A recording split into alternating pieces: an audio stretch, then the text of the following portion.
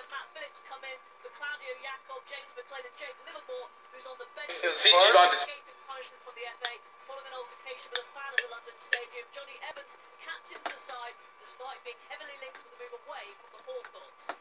Although they're 7 places above West Brom, Brighton only 3 points above the relegation zone. The two fullbacks rotated. Captain Bruno and Gaetan Bong are in for Ezekiel Scalotto and Marcus Sutner. Sam Baldock is named on the bench after Izzy Brown was ruled out for the season with an ACL injury. Thank you very much indeed to you, Robin. Well, let's go back to the current Premier League champions who are aiming for 8 Premier League home wins on the bounce against Leicester City. Let's hear from Antonio Conte. From the face. Go DJ, go DJ, go DJ, go DJ, go DJ, go DJ.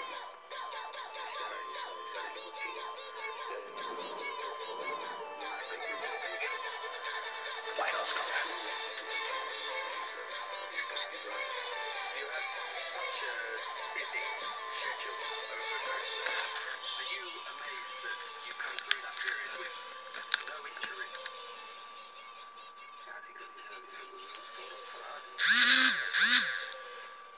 Yeah, but after a busy period, you risk a lot. But I think to make a lot of rotations on these games, on these different games, and as a total to avoid the future. Well, let's talk to John Monson, who's in Stamford Bridge this afternoon for Match of the Day. Monty, good afternoon to you. It's been a difficult couple of weeks for Antonio Conte. You've been saying that again, Jason. I don't know where you start and finish with this guy. A sheet of glass fell over his car, the training ground, and then there was the spat with Mourinho, and then there was the talk yesterday about Woody's contract being extended because he's got 1 more year after this, and Chelsea aren't known to be patient. And one thing I'd like to say, Jason, I don't think anybody else has highlighted, Chelsea have got the busiest fixture list in the next 2 months of any team in the country. Never mind the top 6. If they progress in the FA Cup and they've got a replay here against Norwich on Wednesday, they will play 20 games in the next 75 days. And that's against 4 competitions. Nobody else is in that position. Now, if Conte gets a couple of injuries and he lets a couple of young players go out on loan, which he said he might, never mind the quality of the squad, think about the numbers.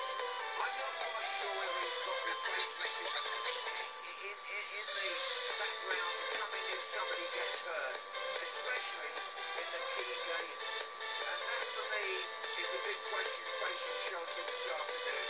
This looks like a routine home win. I may be wrong. Vardy and Mahrez are both back to Leicester, by the way. Players who performed well yesterday.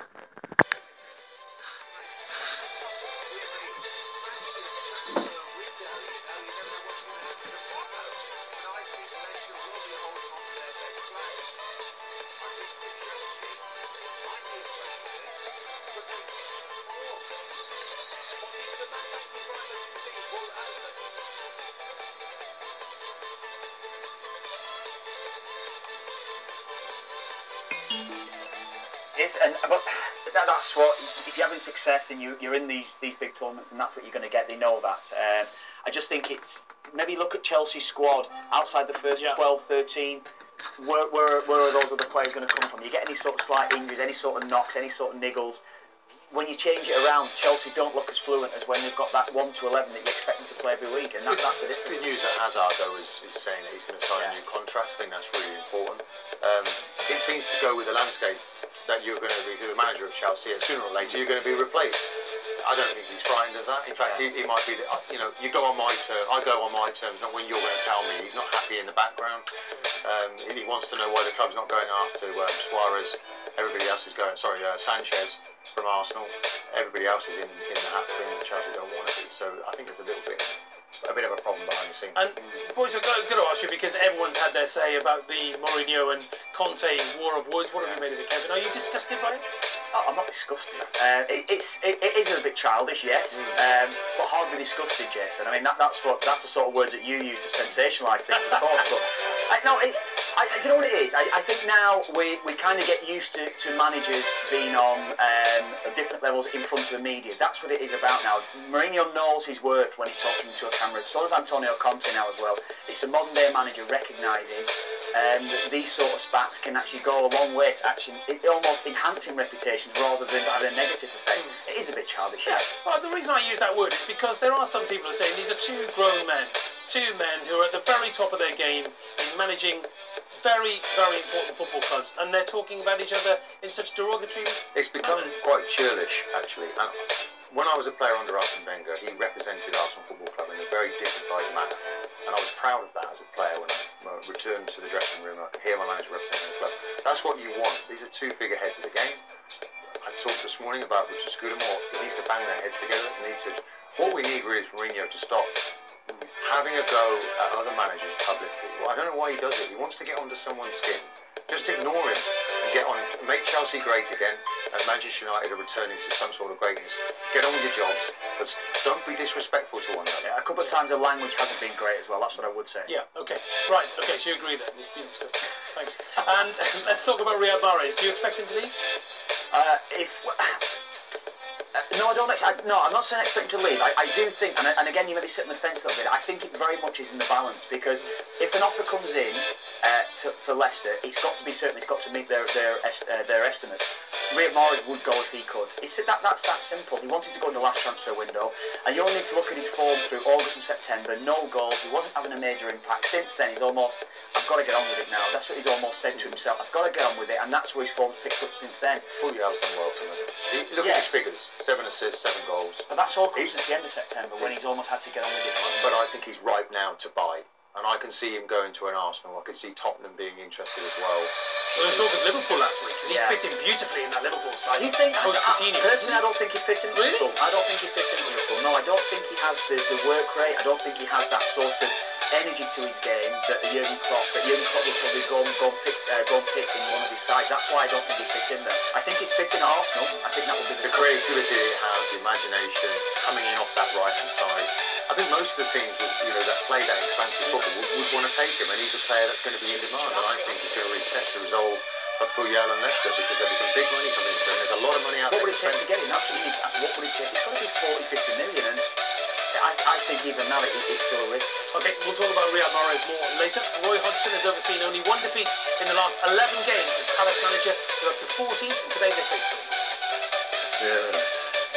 A team which has been carefully and studiously put together by Sean Dyche, the manager.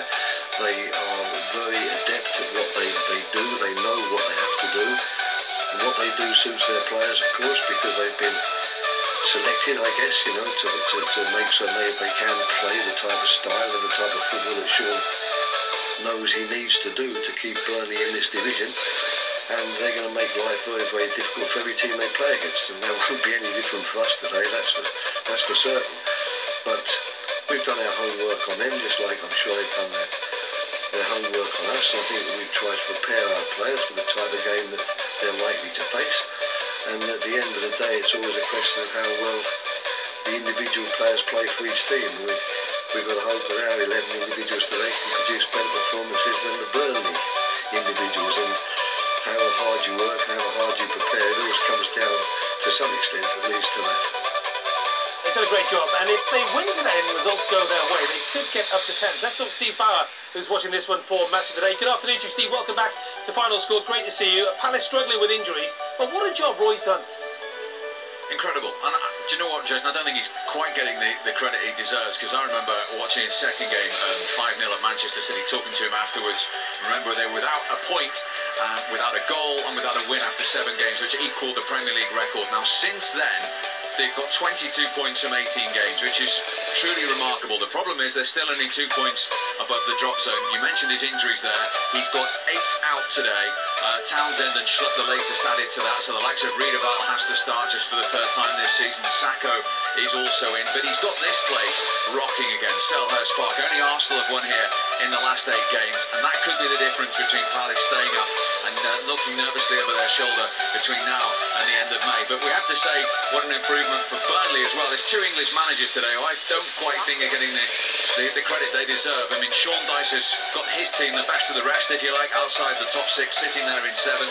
We used to have conversations last season about their form on the road. They didn't win an away game till April, which was here at Selhurst Park. They arrive here today, they've 17 points on the road already. And let's not forget as well the defensive record without Michael Keane, that they thought would be many people thought would be the end of that record. Nobody's mentioning him with the form of Tarkovsky. Without their England goalkeeper Tom Heaton, who ironically got injured against Crystal Palace in the corresponding fixture earlier in the season. Nick Pope has come in and kept 9 clean sheets since then. So Burnley have a lot more belief and a lot more power on the road, but Palace have to try and keep that momentum going here today. Steve, have a great afternoon. Always good to talk to you. Thank you very much indeed. Well, let's take a look at the names that are out for Palace, and it does leave them a little short, doesn't it, Kevin? Yeah, it does, definitely. And you look at some of the key players. Scott Dan's been excellent for them. Sacco, that was almost going to be the partnership, certainly from the centre-half partnership that was going to take them forward. And I think certainly Punchin's been a big miss for them. Andros Townsend, you always rely on him probably for half a dozen to a dozen assists a season. So they are missing, and particularly when you look at Benteke centrally, he'll be reliant upon Townsend to get the crosses in. So yeah, they are short, but I think Roy Hodgson has a way of getting the team solid. If you're going to miss players, he'd sacrifice creativity to get a 0-0 result, if anything. That's what he does, Roy Hodgson. So I would imagine today, I think that'll be a low-scoring game, but I think Palace will get a result. I'm not saying they're going to win, but I think they'll get a result. Work ethic as well. There's an incredible work ethic since Roy's taken over. Well, yes, but there's a warmth from the manager, and I just feel that there's a togetherness. He's a solid individual. You look at what happened to him in the summer when we watched that Euros a couple of years ago against Iceland, and England sort of capitulated, looked like he was finished. He's come back with great dignity, and he's got them out of trouble. Was it 7 games into the season before they won a game of football? It was almost like Palace will go down and 2 others. And look at them now. They've climbed up the table. They're out of trouble. But today they'll be tested because of the injuries. But I feel there's enough in the group. Yeah. Kelly will move from full-back to central defence. I believe he's a centre-half anyway. He's not really a full-back. Benteke just below the surface. Zaha we know will be a problem if you're playing against him, but Benteke needs a big performance today. And if they can win this game today, then I feel that they're not safe, but they're well on the way to getting out of trouble. But Burnley have not won a game now in 5 matches without a win. In all the really small squad. They work really hard, and I think the Christmas period has helped them to blow up. They've gone out the FA Cup last week, so this will be a very close game. There won't be many goals in it. And as you say, Wilfred Zaha is a key man. Tough old bunch for Swansea City, and their new manager Carlos Carvajal continues with a trip to Newcastle United. Let's see if we can surprise Newcastle. We know the team very well. It's a strong team. Have a lot of individual and collective. They are strong. I think they are doing in the last month better away than home, because they have. I think one of the explanations is why they have a very strong offensive transition. So when they win the ball, they are very fast players, and when they have space, they create a lot of problems to the opponents. We understand that. We must block very well the Newcastle, but at the same time, we will try, of course, to achieve goals, because even we know that it will be a very, very, very difficult game. We are here to fight to the 3 points. Yeah, so let's stay with Swansea City, because they have lost a lot of big names and big players in recent transfer windows. And Martin, as a defender, just come to you on Alfie Mawson. He's a player with huge potential, isn't he? Yes, he is. I can't believe that he's going to be allowed to leave at this junction. It's the last player you want to be leaving. It's been a difficult season for him. Another defender that's come out of the Barnsley sort of academy, quite remarkable. And I think he's a decent player. I think he's limited. I think he could be a bit more mobile. I think there's some growth there, so the clubs will come in for him, but they need to keep him there, and they need to get a result. Swansea, it's been a nightmare season for them, and today they're going to have to improve. Otherwise, if you lose against Newcastle, I mean Newcastle, what is it? This will be 7 games, I think. That they have. If they lose this today, Newcastle, I think they've lost 7 games at home this season. It's something ridiculous. So they're almost a better team. I think 20 of their 22 points have come away from home. So you've got to take Newcastle at home. They're brittle. Maybe it's the fans. There's a problem for them. And they need to get something out of today's game. What about when you look at Swansea City's next couple of fixtures? They're still in the FA Cup. They've got that replay against Wolverhampton Wanderers, and then look at the Premier League games. I know, that's the one. I think Liverpool, I watched them away from home. I think Liverpool are better than what the side sitting at Anfield against them. Also, you could argue haven't always been great away from home, but certainly that Liverpool game, big test. And And I think sometimes, Martin touched it there with Newcastle, sometimes it is easy to play away from home when you're struggling. When you're up against it at the bottom of the league, it's easy to get away from home. It's almost a bit of a release for you. Look at that game a few weeks ago before the FA Cup weekend against Watford. Amazing. They won it smash and grab last 3 minutes. Amazing. But, and also as well, they're in danger of being cut adrift. I think I saw Pat Nevin, I heard Pat Nevin on 5 Live talking about it. They're in danger of being cut adrift. West Brom are the same as well, don't get me wrong, but Swansea, in relation again to Alfie Mawson, they've got to keep in, because if they don't, I think they're going to get cut adrift. What they have done in previous years, they have made it very difficult for the top 6 teams at home at the Liberty Stadium. But do you sense that was a different time then? Different players, different manager? Because a lot of the top 6 sides came unstuck at home. Yeah, they did. I think that was largely down to, there was almost a system in place at Swansea. I heard it even mentioned after Paul Clement left, it was Swansea way. They had a way of playing that was difficult for the top side to get the ball off them at times. We've not necessarily seen that. You know, I think if you're, I was a defender. You can argue what level I was at, but I knew my job, I knew my role. Well, I needed though, I needed players in the team that could give me some life at the end of the tunnel. Someone who could score me a goal, a Llorente, Citizen. Once they let those players go in the Sunday, there's always going to be nightmares for them. They haven't simply not been the case. And just very briefly, Newcastle United, it's a big game for them as well, isn't it? Yeah. In their precarious league position. I think Martin touched on it perfectly there at home, and I'm with him. Sometimes the whole atmosphere at some games is you talk great fans, passionate fans, but it can be too much for them at times, and it's been proven. I think Newcastle at home, when the atmosphere's up, and if they don't get an early goal, that negativity sets in, and I think that comes onto the pitch, and I think they do struggle at home, because of that. Yeah, but they're too good to go down, aren't they? They're too big a club. We've said that before. Oh, really? Are they too good to go down? I'm asking you. I've been in a dressing room where that was said many years ago at Villa, and we plummeted. We went down. There's no such thing really.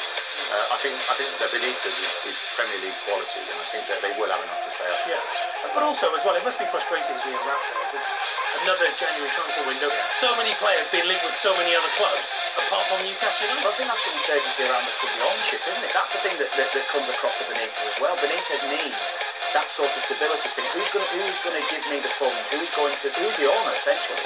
Who is going to give me that little bit of stability? Well, until the takeover goes through and goes over, then Rafa's not in any position. But I think it's stalling, by the way. The club's stalling though, isn't it? Yeah, but it's not far. I think Benitez has been. Listen, they were relegated. He stayed with them. He came through a difficult journey, got them back again. He's not going to leave now. They're so close now to this takeover being completed. Once they've done their due diligence and the lock-box situation is resolved, and they're looking like they're going to stay up, so it's more attractive. Once that's done, bang, there's going to be a big future for Newcastle, and Benitez deserves to stay there and have the opportunity to spend some money. That too big to go down comments. That going to hold me, Kev? I think that will hold. Jason, a lot of comments that have haunted you in the past. That is another one, Jason. Most notably about Preston North End, but we shall move on. Mark Clement is back from his FA Cup third round adventures, and let's start with the 2 big championship games already this weekend. Mark Clement, good afternoon to you. Do you want to start with one in particular? Yeah, I think I should, don't I? Hello everybody. Yeah, do you know, it just goes to show how competitive is in those places behind Wolves at the top of the championship. Cardiff can lose 4 in a row, and yet as a result of thrashing Sunderland 4-0 today, they're back into second place before obviously the 3 o'clock kickoffs get underway. A couple of goals from Callum Patterson in that game. Sunderland had Didier Dong sent off. First time Cardiff have done the double over Sunderland in 38 years. Sunderland, though, in a real messy state. 6 defeat in 11 games for Chris Coleman. So much for building on those 3 clean sheets in 4 matches before today. 0-0 last night as well in the 0-0 in the Steel City derby. Josh Houquet, the new manager, the Dutch manager of Sheffield Wednesday, putting a 3-man defence out for his team, but that is captain Glenn Louvens sent off. It's just 1 win in 10 for Sheffield United, 1 win in 11 for Sheffield Wednesday, and some really meow comments from Chris Wilder afterwards, the Sheffield United manager. I congratulate the opposition because they ran around and competed. That's a given for my side. He also said despite the form, he expects to be challenging for second place, or definitely the playoffs, right to the end of the season. Here's how it affects the championship table. As I say, before the 3 o'clock kickoffs, there's confirmation Cardiff back in second. Sheffield United squeeze leads out, but a penny for your thoughts, Sunderland fans. Just those 4 wins in 27, Jason. And Clem, let's just talk very briefly about another familiar name back in the Championship. Yeah, Aitor Karanka is Nottingham Forest's 10th manager in 5.5 years. Here's his track record with Borough. Came in, of course, in November of that season. Promoted 2 years ago. Sacked last March, but has stayed in England. Wanted to rebuild his career. You know, he's got a pedantic reputation. He's a real disciplinarian. Somebody once told me he sent back a scouting report for a spelling mistake because he wants that culture of excellence, but similarly quite divisive, split dressing room, fell out with quite a few people. Of course, he inherits a team that did rather well in the FA Cup last week, and with a rather happy right back, because Eric Lehal, with that social media campaign, has bought the dog this week, which in memory of that win over Arsenal, he's called Gunner, Jason. Oh, wonderful. And what a goal as well. Clem, thank you very much indeed. More from Mark throughout the afternoon. Here we go then. The teams are coming out up and down the country, and back to Stamford Bridge, where Chelsea can move above Manchester United with a win over Leicester City. Chris Wise is there for final score. It would also, Jason, make it 8 Premier League home wins on the spin. This place has been a bridge too far for opponents of late. Chelsea's record down the years here against Leicester's impressive too, but the visitors have Jamie Vardy back to add the necessary ingredients to cause Chelsea concern. So Burnley on their longest winless run of the season, 5 games. Can they turn that around against Palace today? Tony Husband.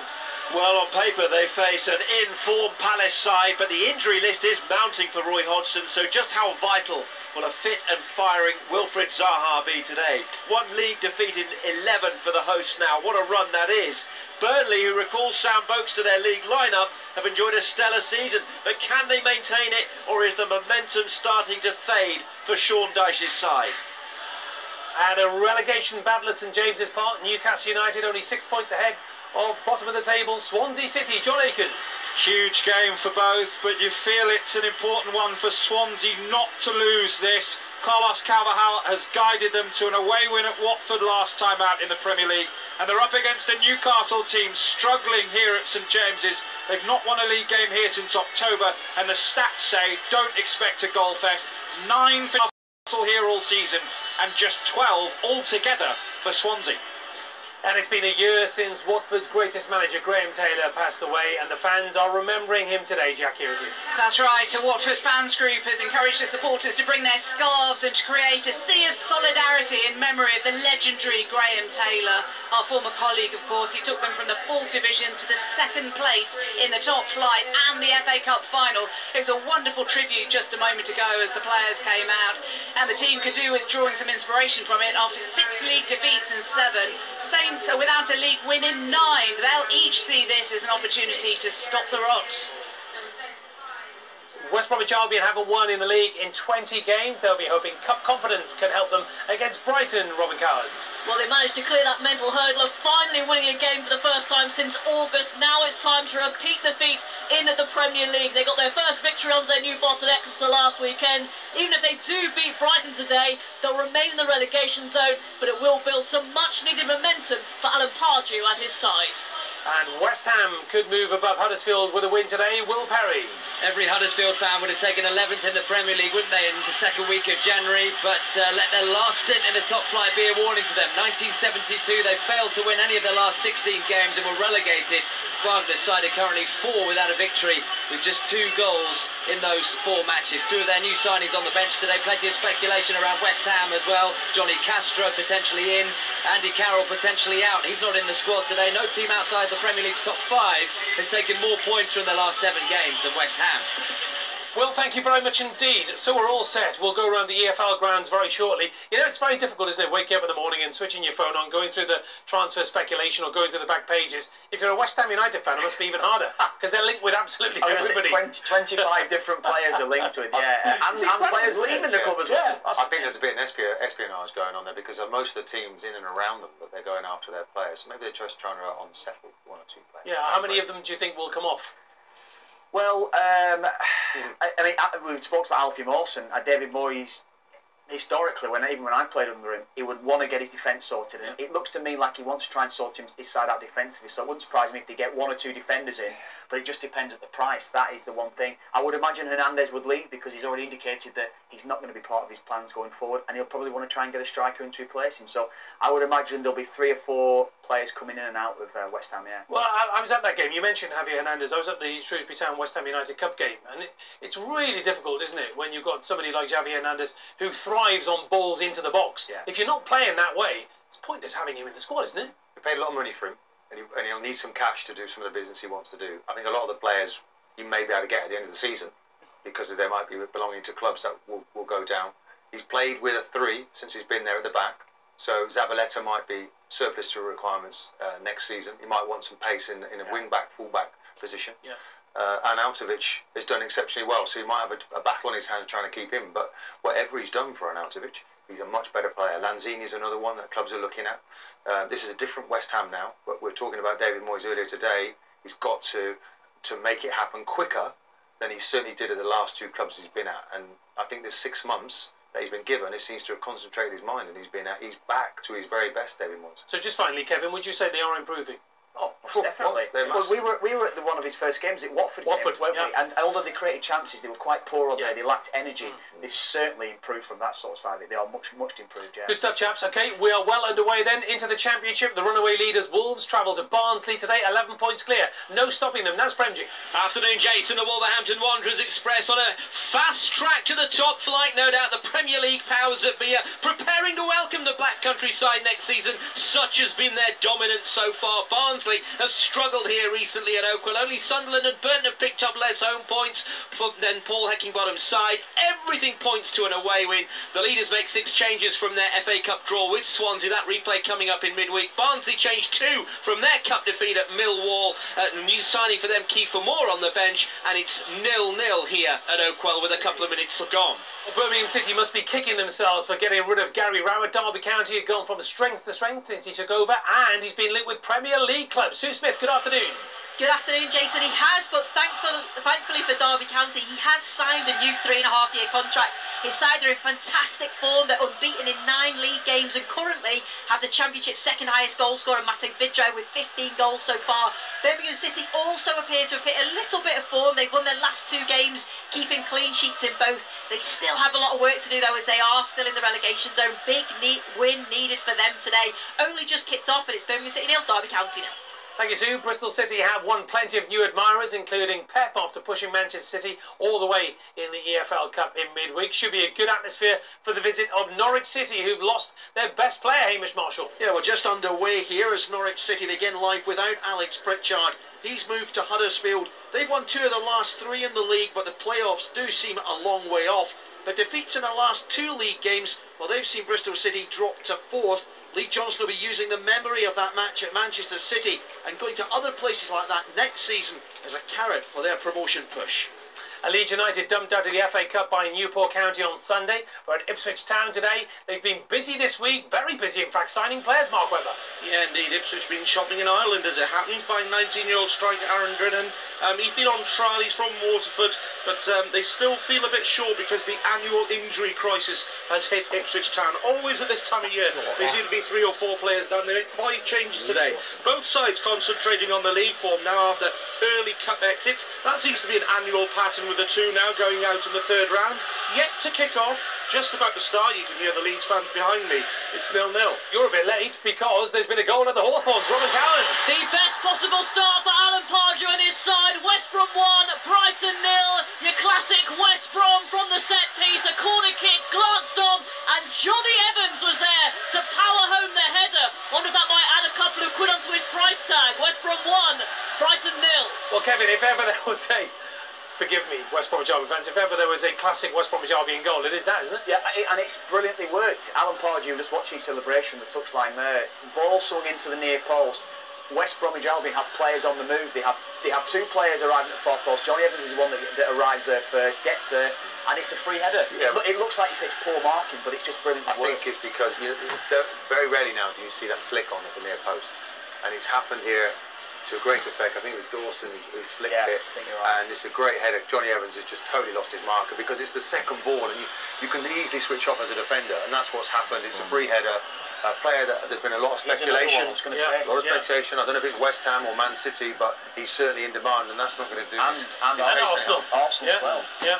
Kev's on it today, aren't you, with the transfer? I'm on it. Yeah. I've been all over it all week. Why would you sell him though? Why would you let him go? Keep him there, surely. Look at the money that's involved to keep him at the football club and stay in. I think they'll be fine anyway, but if you're Johnny Evans and you can go and win a Premier League title at Manchester City, what would you do? I think they're worried that he goes for nothing, or is it 1 year left on his deal and they're held to ransoms. Yeah. Okay, let's go back to Stamford Bridge. Chris Wise. Goalless in the meeting of the two most recent Premier League champions. Impressed with Leicester so far. They're controlling and dictating the tempo of play. And Claude Puel's team selection this afternoon, Jason, I think means they're going to have a go at Chelsea today. Vardy and Okazaki through the middle. Mahrez and Albrighton willing to join in from wide areas. We might see an open game, 0-0. Well, we hope it's entertaining. Thank you. Let's go to Jackie Oatley.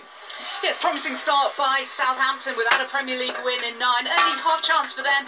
Good work by Bertrand down the left. He crossed for Romeo. Neat footwork from him. Found long, but his shot was saved by Gomez, and he was flagged offside anyway. 0-0. Very noisy, as always, at Selhurst Park. Tony Husband. Good atmosphere. The home side have fed off that in the opening few minutes as well. It was a fast start from Roy Hodgson's men. They got Burnley on the back foot. Sacco appears to be playing right down the middle. They've brought Benteke over to the left, pushing up on Phil Bardsley. So interesting to see how Palace approach this with Sacco in the starting lineup today. And it's 0-0 with 6 minutes on the clock. And Newcastle United have had a chance, John Akers. They have. Gale with a header 10 yards out. Couldn't get any power in it though, and it was saved comfortably by Fabianski. Great cross from the left-hand side. You can feel the nerves from both sets of supporters. Huge game at the bottom of the Premier League, 0-0. Not much happening at the John Smith Stadium, Will Perry? No, a good early pressure from the home side. Still Huddersfield 0, West Ham 0. Malone's cross down the left-hand side was blocked by Collins, only to Van La Parra, whose curling effort from 20 yards clipped the header. Collins went out for a corner, from which Schindler's flick header went just wide. Huddersfield 0, West Ham 0. So, completely up to date with the Premier League. Let's go back to the Championship. Borough have won 4 of their last 5 games in all competitions. A win today against Fulham could see them going to the top 6. Durham Town. It could, but getting that win will be anything but straightforward. Fulham in a little bit of an unbeaten run in the league of their own, and no one in the Championship scores more on the road than them. That said, 6 minutes gone, 0-0. Borough, a decent record in stopping that scoring prowess. The last 3 visits north have all drawn blank in front of goal for Fulham. As for the team news, Tony Pulis keeps his FA Cup team of last week unchanged. That means £15 million top scorer Asumbalunga stays on the bench. Fulham make 3 changes. We played 6.5 minutes, no real chances, and it's 0-0. Well, Millwall and Preston had thumping FA Cup wins last week. Today they meet, and Neil Harris's side are very tough to beat at home, Chris Dennis. Yes, they are, Jason. We're almost contractually obliged, aren't we, to describe the Den as hostile and intimidating, but that's because it's true. In fact, Millwall are unbeaten in 6 games here this season, and by perfect symmetry, this afternoon's visitors, Preston, are unbeaten in 6 away games. How about that? Over 1,000 Preston fans have made the 500-mile round trip to South East London, hoping to see that run extended. They're also hoping to see goals. In the last meeting between these two here, Millwall won 4-0, and if you go all the way back to 1930, Jason, it finished Millwall 5, Preston North End 7. But at the moment, 6 minutes in, it's 0-0 here. You see, we don't get football like that any longer.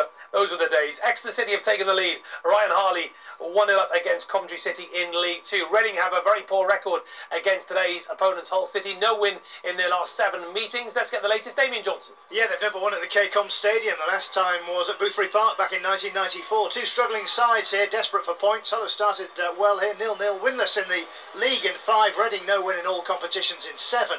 Dawson, Larson, McGregor and Myler all return for Hull. 5 changes for Reading, captained by ex-Tigers favourite Paul McShane. City boss Nigel Adkins also facing his former club, 0-0.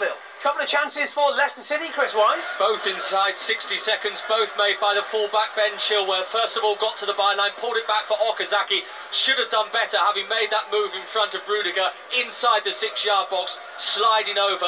And then just moments later, another ball by Chilwell, this time finding Vardy, who poked wide. Very good, though, from Puel's side, who come again here with Vardy inside the the penalty area and sliding that effort just across goal. Make that 3 chances in 2 minutes. Yeah, you get a feeling something's going to happen there very shortly. Thank you very much. Burton Albion and QPR both knocked out of the FA Cup last week. Now it's all about maintaining their championship status. And Nigel Clough's side doing the maths today. Ivan Gaskell looking to pull away from the danger zone. Yes, they've got a good opportunity to do so. 8 minutes in, 0-0. QPR with maybe slightly the brighter start here. Burton, though, are in good shape as they bid to pull off that minor miracle and survive that difficult second championship season. 3 wins in 5. They named the side that earned Burton's biggest ever championship win, 3-0 at Sheffield Wednesday a couple of weeks ago. Queen's Park Rangers, 6 points better off, but current form is worrying.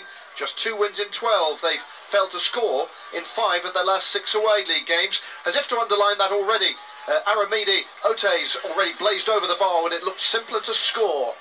It's 0-0. Brentford unbeaten at home in 12 games in the Championship. Bolton Wanderers are the visitors who could be about to lose their top scorer, Kelly Summers. Yes, Cardiff have reportedly had a 7-figure bid turned down for Gary Medine, and they're expected to come back in for him as they look to bolster their promotion push. However, he's also a crucial part of Bolton's push to avoid relegation with 9 goals this season. He has started here today, having been rested in the cup. The other big news is that Harry Charsley, who signed on loan from Everton yesterday, also starts for Bolton. He's one of 4 changes from their last league outing at Hull. Moraes, Asida and Wheater are all in as well, with the injured Pratley and Henry out. Cullen's returned to West Ham and Buckley is on the bench. Now, Bolton have picked up drastically since Brentford's 3-0 win over them in September. They're now up to 20th. Yeah. Brentford 2 are going well. They're just 6 points off the playoffs. Dean Smith did make 8 changes for their shock cup defeat to Notts County, but reverts back to a more familiar looking side. Their only change from their last league outing at Wolves is Joseph Soon in for Kanyos. We've played about 8 minutes here. It's been relatively open, but no real chances as of yet. Still 0-0.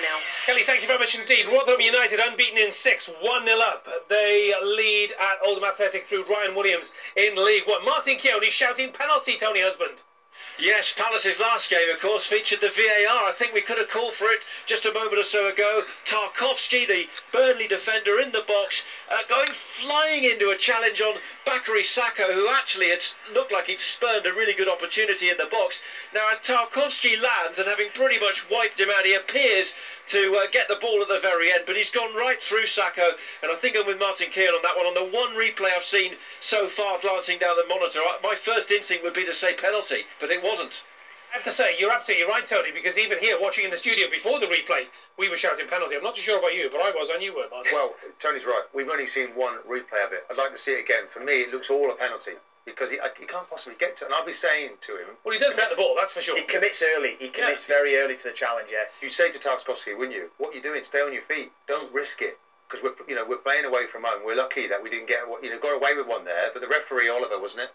He's just ran away in the other direction, and we would have been asking for the VAR on that one for sure. Well, Kev, you've had about 35 opportunities to see this while Martin's been talking. Is that right? Reminder. Is that right? Yeah. It's a penalty. Oh, that's it. Well, I'm indecisive. I'm totally indecisive. You've seen it 35 times. I think Tarkowski commits early. I think it's a foul. I think he hits Sako before he wins the ball. I think it's a penalty. Yeah. It reminds me of. Did you see the Sheffield derby last night? Did you see Glenn Leuven's second tackle? Yeah. Really incredibly clumsy. What was he doing? I don't think he slipped. He fell over. He stuck the ground. I don't think that's a booking. I really don't think that's a booking at all. And you and I obviously differ on that one too. Well, Kevin said I was having an argument with Clem about that before I was on. Clem thought that was a sentence. We don't have the benefit of that replay, unfortunately. Kevin said I used to be indecisive, but now I'm not so sure.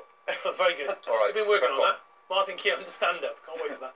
Let's go to Chris Wise at Stamford Bridge. Where all the chances are coming Leicester's way. They've had more opportunities in the first 15 minutes of this match than most opponents get in 90 at Stamford Bridge. The latest one for Ndidi, who had his header from a corner well saved by Courtois. Dragovic with the follow-up, that was blocked. Down the other end, Fabregas, angled low effort, strong hands from Schmeichel. I can't believe we haven't had a goal yet, 0-0. Francois Zoko has got his 10th goal of the season for Yeovil Town. They lead at Port Vale by a goal to 0. John Akers, Newcastle United really should be ahead. Big chance again for Dwight Gale. Again, it's a header near the penalty spot, unmarked. Keeper didn't move, missed the target. It's been all Newcastle so far. Diane's also had a left foot shot, 25 yards, which was dragged wide. And Bartley, captain today for Swansea, has been booked. It's 0-0. Newcastle, Let's go to Will Perry at John Smith Stadium. Well, played 14 minutes, Jason. Still Huddersfield 0, West Ham 0. Not a lot to say about, apart from Van La Parra's shot blocked from distance by Obiang. One thing I did mention before, I don't know what Martin and Kevin think of this. Only 6 West Ham substitutes on the bench. Andy Carroll, we're hearing, failed a late fitness test, but surely there is a youth team player that would be dying to get on that bench. Is that a message from David Moyes to the board to say, get me some players this month? Still 0-0. What do you think? Is a message then from... No, well, the only reason what it is, they've travelled with a certain amount of players, haven't they? So you can't necessarily think, oh, I'll get a youth team player up from London. That's the difficulty he probably has, David Moyes. But given what we've read and what we're hearing, that there's, what we said, 25 players they've been linked with, then yes, it's certainly a message to the board that we need players. Well, they maybe could have took a youngster, couldn't they? You know, Carroll was apparently a doubt yesterday in this morning's papers.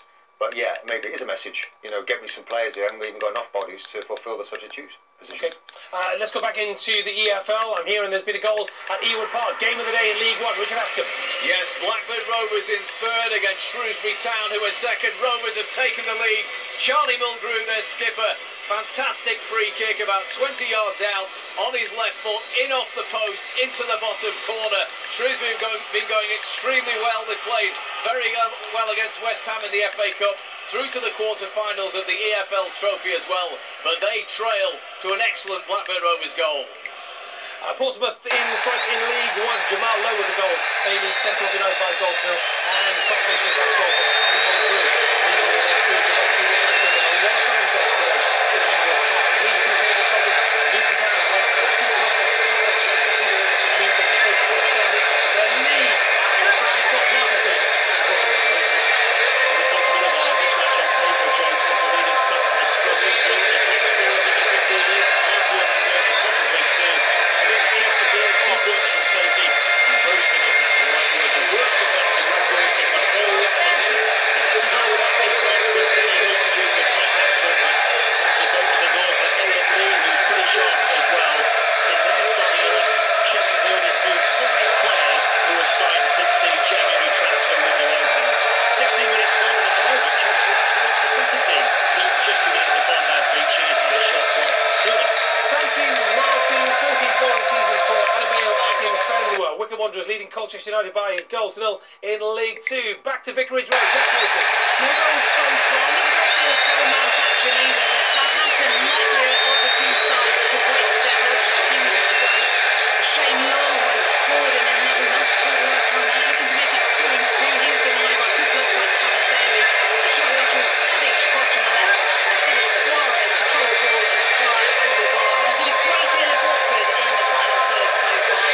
It's now 0-0. Anything from Brighton Hove Albion, Morgan? No awful lot. West Brom looking very comfortable. Still needed by a goal to nil. It could be 2. Another corner kick. Dawson's header just wide from about 8 yards out. But the main thing I've been distracted by, Jason, is some of the ones on the boots. They frightfully close, and then there's these. They're ridiculous. Might be a sign of getting a bit old. Still West Brom 1, Brighton 0. And the best team Chris Wise is back at Bridge. Yellow card for the Leicester midfielder Matty James, who halted a very quick Chelsea attack. So they now have a free kick which is positioned quite away from goal, this Chelsea free kick. Probably a good 15 yards, if not more, outside of that Leicester penalty area. But given the amount of pressure that Chelsea have been under in the opening 18 minutes of this match, it presents a good opportunity for the home side to try and stamp their mark on an occasion that they have not been bossing so far. Fabregas over this Chelsea free kick. They have 5 blue shirts inside the Leicester penalty area. Fabregas lifts it in. It's a woeful free kick, and it's very comfortably caught by Schmeichel. Sounds very cool. Thank you very much indeed. We are well on the way across the Football League. Let's get the very latest from Mark Campbell. Diddley squad in the championship to show you those 2 o'clock. Because just to build on something that no 2,000 home league games ago. Can you imagine the amount of penalties that have come in players' direction with the best of all of those?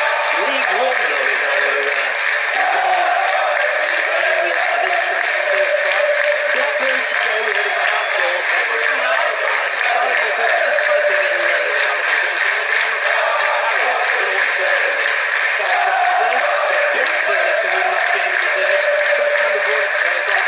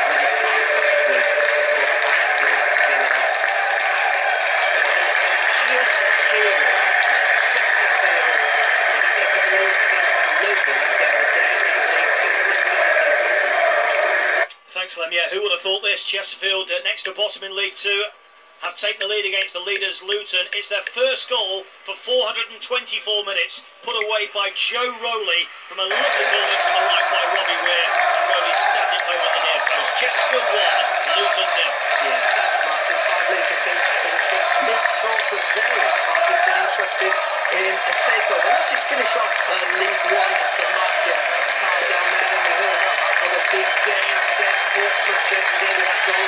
Jamal Lowe, 9 league wins in 12 in all competitions for Portsmouth. The Bradford against Northampton have lost the last 4 away. And obviously we can't go into League One without mentioning that huge grudge match. It was the 4th ever league encounter. It's been rolled in. Has everybody behaved themselves? Just be clear, you're doing goal flashes now as well, are you? Well, I do what I'm told as well. Okay, just so we know. Yeah, my missus is not that well drilled into me, so I know what to do. I'm very obvious. Thank you very much indeed. A goal in the Premier League at Vicarage Road. Jackie Oakley. And Southampton have taken the lead. A run down the right-hand side by Shane Long. He cut the ball back. It took a flick off the boot of a Southampton colleague and fell perfectly for James Ward-Prowse in plenty of space inside the penalty area. He took his time and he just placed it inside the left-hand post. Watford 0, Southampton deservedly 1. 2-2 for Ward-Prowse and a goal. This is huge at Sellers Park. Tony Hesburn. Crystal Palace have scored, and the player at the centre of all the controversy so far, Bakary Sakho, has given them the lead. Got to question some of the Burnley defending here, because Sakho picks up the ball, left edge of the penalty area, and he drives in towards the near post. Where's the closing down, Martin Keown must be asking. For Barkley, they all step off him, and so he drills it via the old leg and deflection into the back of the net, and Palace into the lead. We'll talk to Martin about that in just a moment, but there's been a goal at St Andrews. Steve Smith. It's Birmingham City 0, Derby County 1. I've got to say it's against the run of play. Birmingham City have been brilliant, but it's Johnny Russell, the right winger, dribbles in and out. Must have been 3 defenders. Played it into the near corner, past David Stockdale in the Birmingham goal. He'll be gutted with that. Not the best goalkeeper. Birmingham City 0, Derby County 1. Derby County back into 2nd place. Let's go to Chris Wise, because Chris, Kevin just said a few moments ago, great game this. It really is, and a really good game if you're a Leicester City fan, because Jesus Christ, Leicester! Created so far. Another half opportunity for Vardy there, slid through edge of the penalty area. I think in his peripheries he saw Courtois on his right, so he went to try and loft it over the big Belgian keeper, but he got it all wrong and it went wildly wide. But Puel will be impressed with what he's seen from the visitors. Thank you very much indeed. Back to John Akers, and John, Newcastle United with another chance. Yeah, another big one. Paul Dummett this time found himself in the... Oh, we're demolishing Swansea, but haven't scored. First time, half volley, we've got a great left foot, made a good connection over the crossbar, and Perez has had a shot from the angle straight at Fabianski. Perez is going to score. Not much from Swansea, but Burnley with an off-balance effort over the crossbar. It's the shit. It's all Newcastle United at the moment, but Tony was asking him to close them down for that Palace game. Oh, Newcastle United, it's in James's Park. I think we're going to win. I'm going fucking crazy. Time to have a 40. You have to say, Roy Hodgson, and they're employed by that, it's an incredible clearance off the line. Incredible clearance off the line. So there could be 2-0 up, and Burnley now rocking them, not 1-5 if you talk about it. It seems that they've got to 36 points, and they feel that they're safe, because staying up for Burnley would have been, that was what they were looking at the start of the season. But I would go with Chelsea, and Leicester. Leicester are really opening up Chelsea every opportunity as well. Leicester City are better than Chelsea. Newcastle are better than Swansea. Fucking fuck. Vardy, who's running loose in the middle of that defence, and surely he's going to score eventually. Okay, Kev, we'll come back to you in just a moment. Goal as well. Goal. There's a goal. Is there a goal or a penalty? A goal, Huddersfield. Penalty at the Proac Stadium. Martin Fisher. It's a penalty to Chesterfield, Jason. Seven Hines, the former West Ham player, who's one of the signings that Jack Leicester has made since the window was open, won it. Brought down by Julian in the penalty area. Julian just brought it down, and we're just having some conversations now before they get it taken. Do you want to come back to me? This thing's going on. Yes, we'll come back to you. Why don't we come back to you? To take it. It's up to you. and he's ready to take it now after that deliberation. So let's just stay and see if he can make it Chesterfield 2, Luton 0. So much against the current situation in League 2. The noise tells you that it's in the back of the net. Chesterfield 2, league leaders Luton 0. Wow, what a start for Chesterfield. Thank you very much, Steve. Glad we stayed with you now. Let's go to John Smith Stadium. Will Perry. Well, they had a long trip up from London, but they're loving this, the West Ham fans. Huddersfield 0, West Ham 1, and Mersall will not be loving this. The pass out, and particularly to Lolly as well. Joe Lolly on the edge of the box, didn't see Noble coming from behind him. Noble stole the ball off Lolly. Newcastle United slotting past Mersall. Give West Ham the lead. Huddersfield 0, West Ham 1. Morecambe lead Stevenage by 1-0 in League 2. Forfar lead Albion by 2 goals to 1. Peterhead lead Stirling by 2 goals to 1. To Selhurst Park, Tony Husband. Well, if we were critical of the Burnley defending for the opening Palace goal, then we've got to praise Ben Mee for a really brave bit of goal line defending to deny Palace doubling their lead. Wilfred Zaha managed to get in between the last defender and the goalkeeper and knock the keeper.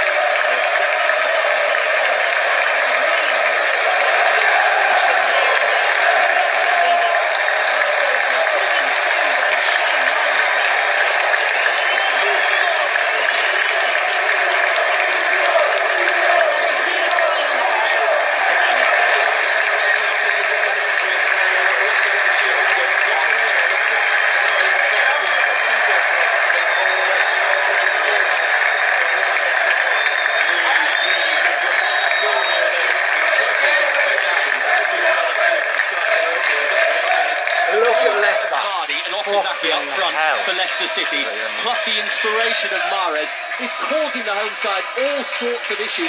And when you think Leicester came into this with injuries in their own, Leicester are doing well. It's the Chelsea defence that looks shaky. It's still 0-0. Very much so. Manchester United got back from warm weather training in Dubai yesterday, and Jose Mourinho was asked about rumours that Mourinho says he and the club prefer not to bring in players in January, but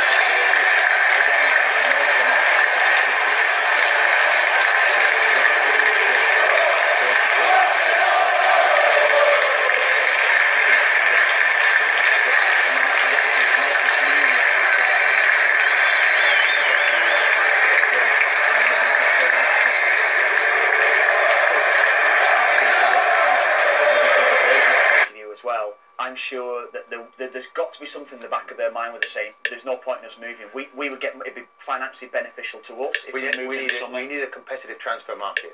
You know, Van Dijk has not gone to Man City. Thank the Lord for that. He's gone to Liverpool. We've got a game on our hands this weekend. If he'd have gone there as well, there's too much power at one football club. So I applaud Mourinho for this one. But I don't think Arsene Wenger would allow it to go. Martin, but the power only lands with 4, maybe 5 clubs. That's always been the case, hasn't it? So I see what you're saying. You don't want it to become a one-horse race. City are streets ahead, and then they take Sanchez. Yeah. Really? They take Van Dijk? I'm not sure then it becomes a fair playground. I do like it that Van Dijk, particularly with the interest of Chelsea and of Manchester City, that he decided, look, I'm going to go somewhere where I'm going to be maybe appreciated long term, and I think that's why he went there, Van Dijk. This was the Daily Telegraph. United train sites on Sanchez, Vardy and Hernandez. On Alexis Sanchez, Kevin, it will probably help make up Alexis Sanchez's mind as well. Yeah. The very fact he's got that player-manager relationship. You know what we'll say with though, I think all those 3 transfers, it puts Manchester United on a different setting than they were 10 years ago. Look at the age demographic of those 3. Every one of those are 30 or around or about the 30 mark. You're not exactly buying for the future there. You're not necessarily buying 20, 21, 22. Look at Manchester City signings over the last 6 or 7 years where the age profile of those players have all been around the early 20s. I think this shows that Manchester United are maybe on a different sort of setting than what Manchester City are, yeah. I think Vardy is a really interesting player. Today, watching him against Chelsea, they can't handle him. How long will you get out of him, though, Mark? Not too long, but he's got pace. All the players mentioned there have got pace. Hernandez is less likely. I don't see him going back to Manchester United. Okay, let's go back to St James's Park. John Akers. Newcastle have a free kick right on the edge of the penalty area. Atsu bursting through, taken out by a couple. Newcastle remain on top. Fabianski has just saved from Perez, a one-on-one. The best chance Newcastle have had in the game so far. Played through beautifully, took it with the outside of his right foot. Fabianski saved low down to his right. The follow-up was blocked. So the referee's just marking out 10 yards, and there will be 6 in the wall here by the looks of it for Swansea City, and it is John Joe Shelby, hands on hips, standing over this. I'm sure he'll fancy it. It's very, very close. Whether he'll get it up and down, I'm not sure. He might have to go round it, or even we've seen these go under the wall. Fabianski crouches, all in green. Newcastle with a chance to take the lead here. It might be Atsu's left foot, it might be Shelby. The floodlights glinting off the top of his bald head, arms by his side. Goalkeeper the referee backs away. Blows his whistle. Up comes Shelby, who strikes it over the crossbar. 0-0. The floodlights glinting on the top of his bald head. That's going to go down in the annals of Football League reporting. Chris Wise at Stamford Bridge. Beat that, Chris. I can't really. What I can tell you is that Morata has just earned Chelsea a corner, but they've lost their captain. Gary Cahill has been forced off. He's been given the runaround by Vardy and Okazaki in the opening half an hour. And one run too many because he's pulled his right hamstring, it appears. So Cahill off and Andreas Christensen is on. Here comes that Chelsea corner into the near post. And much like most of their play in the opening 33 minutes, it's disappointing and cleared away. Rochdale started the day 23rd, have taken the lead at Gillingham. They lead by a 1-0. Back to Vicarage Road. Jackie Oatley, much happening? There is, and it's all from a Southampton perspective. They're very bright today, and all their manager Pellegrino has said to them, they've got a real buzz in their step and a bit in their bonnet. They take a corner from the right-hand side. It's over the bar, but Shane Long just now had another opportunity. This time it's Tadic beat Janmaat down the left-hand side. Cut the ball back to the far post. Long controlled the ball, but he was denied by a Ziegler challenge. Watford all over the place, doing so much defending, and in possession, they're not crisp enough, and they're creating absolutely nothing, apart from one chance for Gray, who completely swiped and miskicked it. As you can see at the bottom of your screen, a very big goal at the bottom of the Championship, Ivan Gaskell. And it's gone to Queen's Park Rangers, half an hour in, or just past that mark. And Furlong's pass, Ote's dipping header close in. It's evaded by Water. And Burton have it all to do here as I speak. They have their own opportunity, and they've levelled it. I say they have it all to do. Well, for this moment at least, they've done just that.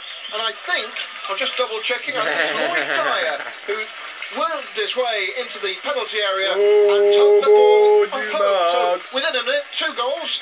And by the way, lots of flat caps here. It appears I've awoken in 1928. Nothing wrong with a flat cap, Peaky Blinders and all that. Lloyd Dyer's 6th goal of the season. Burton Albion level against Queen's Park Rangers. Burnley seeing a lot of the ball now, Tony Husband. They're getting a little bit more of it, Jason. I was just going to say, they have succeeded in pushing play upfield a little bit from the final third, where it's been for most of this first half, but they're under pressure again.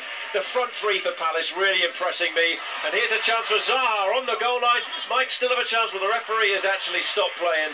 He's given a goal kick, actually. But the front three, Sacco, Zaha and Benteke, are causing Burnley all sorts of problems. Benteke's put a header over from a corner as well.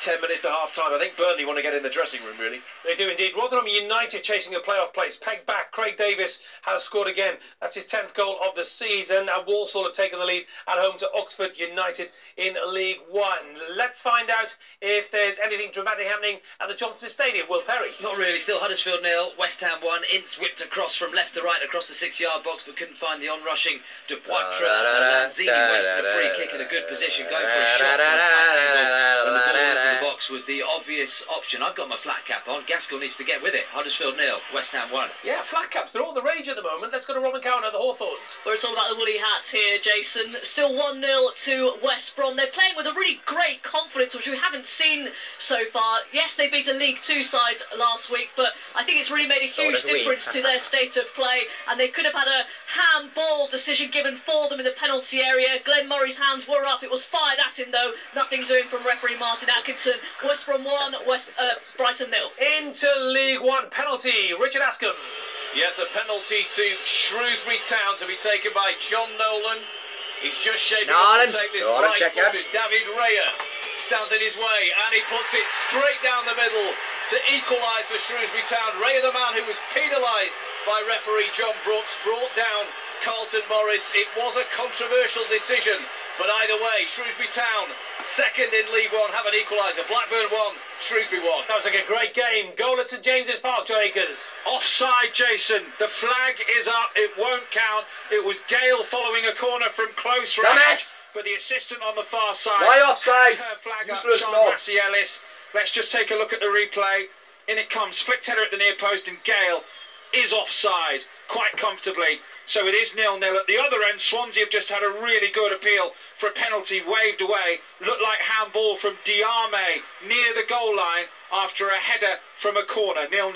Very good decision, Martin. Very good decision. Definitely offside. If you think recently Swansea suffered, didn't they, at the hands of a goal that should never have been allowed. Tottenham versus Swansea, I think Laurenti scoring from an offside position, it was allowed. The Lions woman did very well on this occasion. He was definitely offside. In fashion news, you're not having flat caps from Ivan Gaskell here, by the sound of it. I'm not a flat cap man, Jason. No. Well, you've got a good head of hair. Well, it just wouldn't be my cup of tea. In fact, you've got too much hair. Let's go to Chris Wise. It's Average. I'll tell you who else has got a lovely hair. Antonio Conte. It's dry today. It's 0-0, and the more chances that come Leicester's way, the more you feel that they may rue it later in the match. Albrighton's just dragged a shot wide from the edge of the penalty area, and Riyad Mahrez just before that teasing Antonio Rudiger, pulling one across the 6-yard box. A perfect ball. Martin Kieran will tell you it's a nightmare for defenders, and it went all the way through. Nobody still goalless. Ball is indeed a nightmare. Let's go to St Andrews. Sue Smith. Still Birmingham City 0, Derby County 1, and despite being a goal down, Birmingham looks so good going forward. Magoma, the right winger, he's been excellent, keeps beating his man and getting the ball in the box. They just need someone to get onto the end of it. Derby, however, just a moment ago could have doubled their lead. Russell, the goal scorer, in at the far post, got completely under the ball and just cleared the bar. Birmingham City 0, Derby County 1. Very big goal. Got Lincoln City. Lee Frecklington has equalised against Notts County. Doncaster Rovers lead Plymouth Argyle by a goal to 0. Alfie Beeston with a goal on 37 minutes. Right then, let's go back to the Championship and Mark Clement. And Clem, Derby County going second. Yeah, and I don't want to labour this, Birmingham City fans, but you must rue the day, because since Gary Rowett was sacked on the 14th of December 2016, your team has won 10 of their 50 league matches. He, meanwhile, if things stay like this, well, he's won 19 league wins in 36 matches in charge of Derby County. Absolutely incredible. Other sort of, well, we heard it, didn't we, with Ivan while he was on there. Burton Albion. What is going on before? Because before today, they'd won their last 3 on their travels, but only taken 8 points all season at home. They keep doing the biz away, so if they could just get a home win in the can, it might just get them moving again. You're kind of up to date, I think, with League One. So what I'm going to do is just flip you into League Two and just show you where we are. And probably, well, the result or the latest score I want to talk about is Newport County. Mike Flynn, don't forget, all those accolades having beaten Leeds in the Cup last week. But don't forget, when he took over Newport County, start of March last year, they were 11 points adrift at the bottom of the Football League. He ended up winning 7 of his 12 games, and he's just taken them into a fantastic place. This time last year, they were just finishing an 8-match losing streak. That's how you are in League Two. Yep, he's a top man, Mickey Flynn. Thank you very much indeed. Back to Will Perry. There's been a goal, Will. And what a goal. Huddersfield 1, West Ham 1. Delicious from Joe Lolly. Picks it up on the right-hand side, level with the edge of the box, cuts into the box, onto his left foot, and curls an absolutely unstoppable finish into the bottom left corner past Adrian. Huddersfield 1, West Ham 1. Wow, what a goal, Kevin. What a finish. It is, I mean, first of all, I'll credit Joe Lolly. It's brilliantly worked, actually. 1 and 2 touch passing, they open West Ham up, and as soon as Lolly comes in, steps onto his left foot, brilliant finish into the far corner by Adrian. But I would say a little bit too passive, West Ham. I think they back off, they allow him that little bit of freedom to shift it onto his left foot. Great goal, but I think West Ham could have done a lot better. They let him in the box. You know, these lines are there for a reason. Don't let people in the box get tighter to the ball. I think they've looked at him and thought he hasn't got it in his locker, and actually he has. And he may be a surprise himself. He's moved on with it, coming to on his left foot, and he's whipped it across the goal. Excellent finish. Yep, it's one of the goals of the day, that's for sure. Right, let's go to Mark Webber. Red card. Leeds are down to 10 men. Eunan O'Kane trundles off the pitch after a silly and really petty lash out at an Ipswich Town player after the ball had gone out of play. I can't see the player he lashed out on. He's still getting treatment on the pitch. A couple of seconds ago now, security stewards heading into the Leeds United area because somebody set off a flare and it went bang. They're looking into that. Eunan O'Kane walks away. Not a great start for Leeds. They're 0-0, but they're down by 1 man. Leeds United have a dreadful disciplinary record, don't they? Sending off as well in that FA Cup game against Newport County on Sunday. Right, what about the leaders, Wolves? How are they getting on? That's Premji. Barnsley 0, Wolves 0. Really good game this. Barnsley giving it their all. Wolves have been very, very lively at times. Bonatini's had a low drive, which was just off target a few minutes ago. A dangerous free kick into the Wolves box, and Ruddy was equal to it. It went wide after a little bit of a melee in there. Barnsley 0, Wolves 0. And straight to Ashton Gate, Hamish Marshall. Bit disjointed here. Bristol City 0, Norwich 0. 2 chances though, both for Norwich. Josh Murphy's shot from a tight angle cleared off the line by Nathan Baker. Before that, Frank Fielding had to beat away a James Maddison shot from 20 yards. 0-0. Gillingham, unbeaten in the last 5 games, have equalised. Bradley Garmston, 4 minutes to go there before half-time against Rochdale to the KCOM Stadium. Damien Johnson. Well, it's 0-0, but Hull City thought they'd taken the lead. Yonder, Terral had the ball in the net. A lovely run from Bowen, saved by Manone. I think the referee disallowed it because he argued that Terral had kicked the ball out of Manone's hands. So the goal doesn't stand. It remains 0-0. Kevin Kilban, as you know, we like a good talking point here on Final Score. Yeah. We think we've got one at Newcastle United. Yeah, Newcastle in front, of course, yeah. But Swansea up the other end, a set piece played into the penalty area. Looks to me, it's a shot that's on top. I think it's actually Alfie. Is it Alfie Mawson? But as Moldiarmi is on the byline, he kind of just he flicks his arm up to his left hand side. It looked handball, clear handball. I'm not too sure with the officials, with the referees. There's actually too many bodies. Is the referee, but there's too many bodies, Jason. He cannot see it. I think he's got a poor angle from where he's at. I don't think he gets a great sight of it, but it looked handball to me. It looks like it's Mike van der Hoorn who gets the flick. That's going. Mike van der Hoorn. Looks like it's going in, doesn't it? It's definitely on target. Definitely intentional, isn't it? Kevin, the arm was lifted up. Well, do you know, it's an instinctive arm as well, isn't it? It's just come out. It just goes. He just sticks his arm up. It's handball. Because we've had many debates of handball here, and we've been saying, haven't we, back when we were watching football in the 70s and 80s, and when you guys were playing, if it hit your arm, not the 70s and 80s. No, when you were playing, when I was watching, if it hit your arm, the chances were it was a penalty, and people talk about it has to be deliberate. Yeah, but that's deliberate. That's deliberate. This is hand to ball, isn't it? Rather than it's not just hit him; he's put his arm. Okay, right, some goals to bring you. Let's go to Vicarage Road. Jackie Oakley. And Southampton are now 2-0 up at Watford, thoroughly, deservedly so. It was a fantastic run down the left-hand side by Shane Long. This stemming originally from the end where Watford were attacking, but they've been woeful. A Long breaking down the left into the penalty area. He looked up, found Tadic. He squared it to the right-hand side to James Ward-Prowse, who slotted home to make it 3 goals in his last 2 games. It's nothing more than Southampton deserve. Watford have been absolutely abysmal and are heading for a 7th defeat in the last 8 league matches. A fine, flowing move. What a goal for Southampton. And goal in the Championship at Griffin Park. Kelly Summers. The Championship. Yes, Brentford 1, Bolton 0. Josefson has broken the deadlock, giving the Bees the lead. It was some inside the area. He was just quickest to get to the ball and fire it into the roof of the net from close range. It's Brentford 1, Bolton 0. And a goal at the Den. Chris Dennis. And it's gone to Millwall. They lead Preston by a goal to 0. It had been coming. Millwall started this game very, very strongly indeed. Back came Preston. But just before half-time, Aidan O'Brien, a poacher's goal at the near post, has stabbed home. Millwall 1, Preston 0. Here comes Riyad Mahrez again, Chris Wise. Couple of little step-overs, gets it back off Okazaki on the edge of the penalty area. And back there was Bakayoko to intercept. We're in first half stoppage time, a half that's been dominated by Leicester. A first half we've had today. Selhurst Park is our next destination. Tony Husband. Bakary Saka nearly made it 2-0. Cross to the right-hand side. He poised at the back post to volley it, and it went just wide. Stoppage time at the end of the first half. A unanimous verdict here, John Akers. We thought that was a penalty.